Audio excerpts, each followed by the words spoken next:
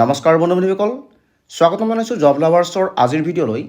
বন্ধু-বান্ধৱীসকল, আজি লৈ আহিছোঁ অসম চৰকাৰৰ কৰ্মচাৰীসকলৰ এই মাহৰ দৰমহাৰ বিষয়লৈ এটি গুৰুত্বপূৰ্ণ খবৰ। তো বন্ধু-বান্ধৱীসকল, সবিশেষ তথ্য মই আপোনালোকক জনাবলৈ গৈ আছোঁ, সেয়েহে ভিডিঅ'টি শেষলৈকে চাব। আৰু যদিহে আপুনি মোৰ ভিডিঅ' পোনপ্ৰথমবাৰৰ বাবে চাই আছে, তেন্তে মোৰ চেনেলটিক ছাবস্ক্ৰাইব কৰি ল'ব। এই মুহূৰ্তত মই আপোনালোকক দেখুৱাব বিচাৰোঁ এখন লেটাৰ, য'ত দৰমহা সম্পৰ্কীয় বিষয়ে কোৱা হৈছে।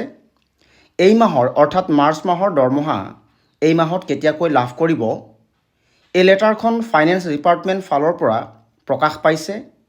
কৰ্মচাৰীসকলৰ 2025-26 বিত্তীয় বৰ্ষৰ বাজেট ইতিমধ্যেই হৈছে আৰু ইয়াৰ বাবে এই গুৰুত্বপূৰ্ণ লেটাৰখন প্ৰেৰণ কৰিছে HOD আৰু DDO সকললৈ, য'ত 2025-26 বিত্তীয় বৰ্ষৰ বাজেট কি ধৰণে ব্যৱহাৰ কৰিব লাগিব ইয়াৰ ওপৰত এই লেটাৰখন প্ৰেৰণ কৰিছে।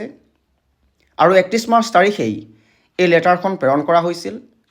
পেঞ্চনাৰসকলৰ পেঞ্চন ইতিমধ্যেই পাইছে। কৰ্মচাৰীসকলে অতি শীঘ্ৰেই আজি বা কালিৰ ভিতৰত তেওঁলোকৰ দৰমহাসমূহ পাব। তো বন্ধু-বান্ধৱীসকল, এয়ে আছিল কৰ্মচাৰীসকলৰ দৰমহা সম্পৰ্কীয় এটি খবৰ।